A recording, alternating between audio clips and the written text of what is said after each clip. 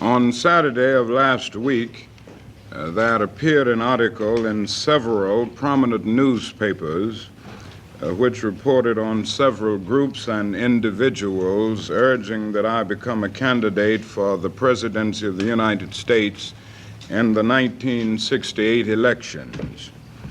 I must confess that I was quite surprised by these sentiments and find it very hard to take them seriously. Congress find both the courage and the votes to once again move our nation toward a truly great society for every citizen. It is understandable that this war is tending to create a fluid political situation.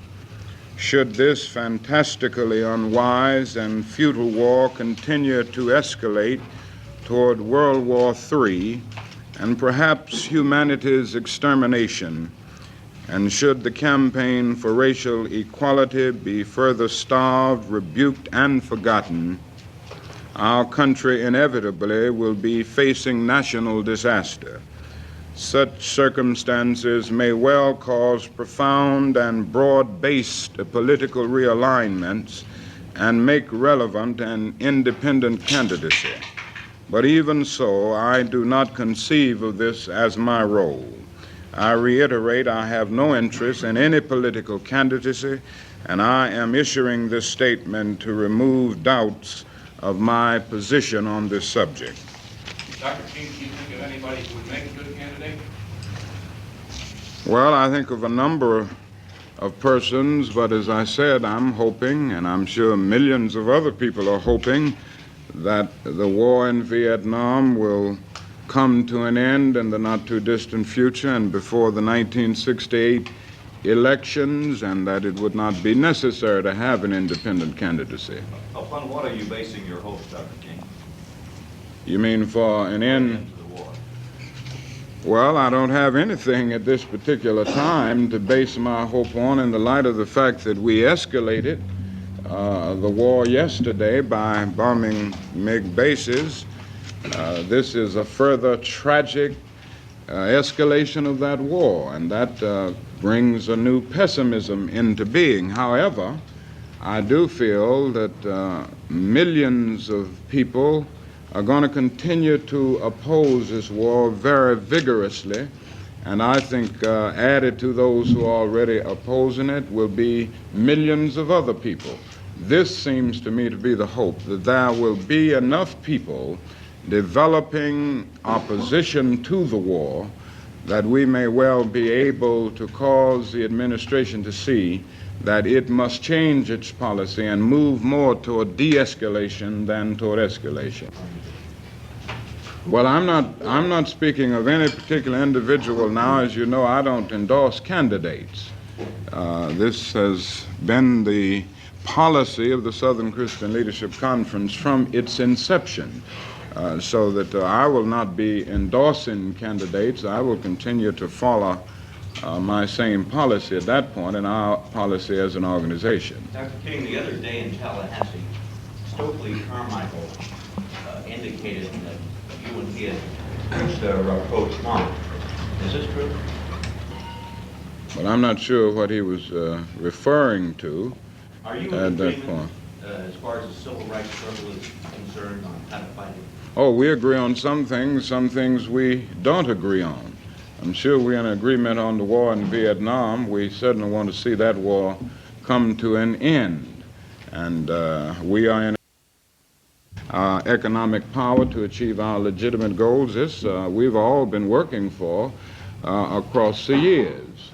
Now, if at any point Mr. Carmichael would advocate violence, I'm absolutely opposed to that.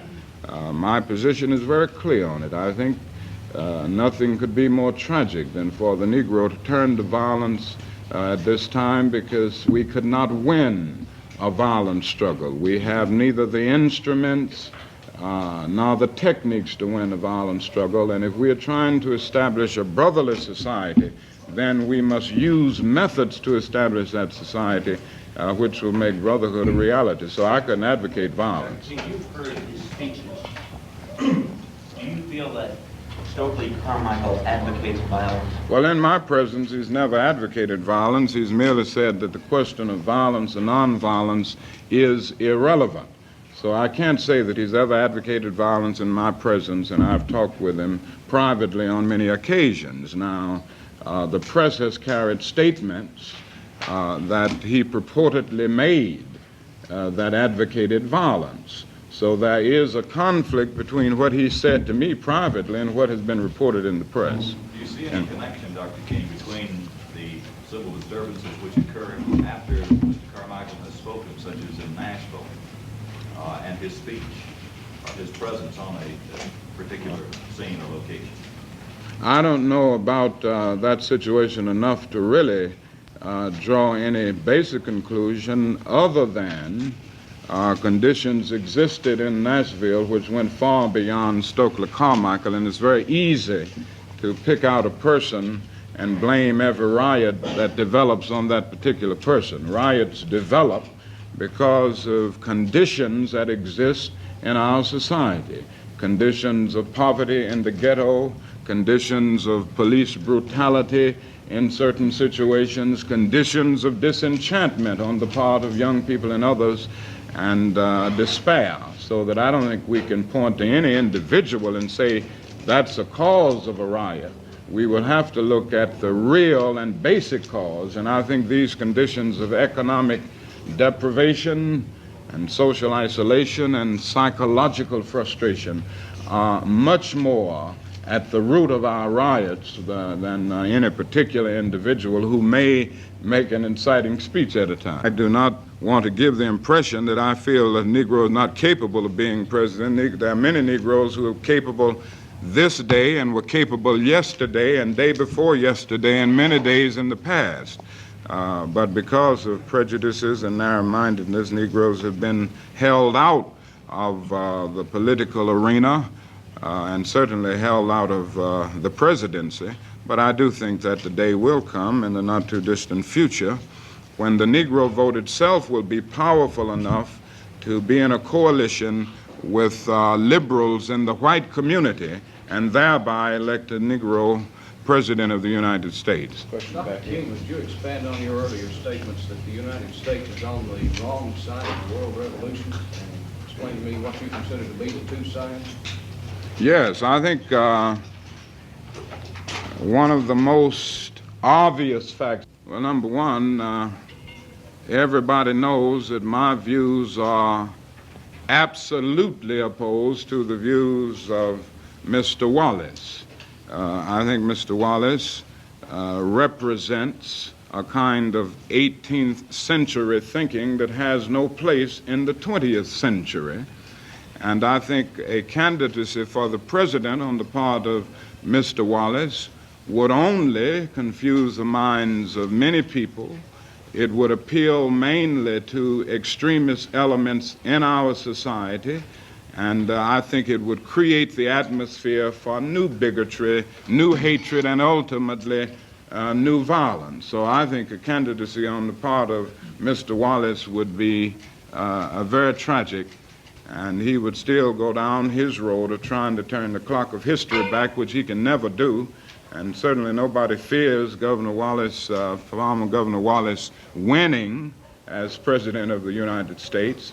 But just the candidacy itself, I think, will arouse a lot of things that we don't need alive today, because I hope we're moving toward that glad day of brotherhood when every man will respect the dignity and worth of human personality.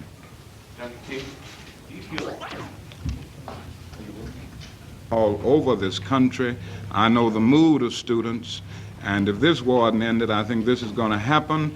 And I think if Cassius Clay or Muhammad Ali is jailed, it will stimulate more activity against the draft, and it will cause many Negroes who are going to have to face this issue not to go into the Army. I was talking with a young man on the plane last night who was just coming out of the Army. He had been in Vietnam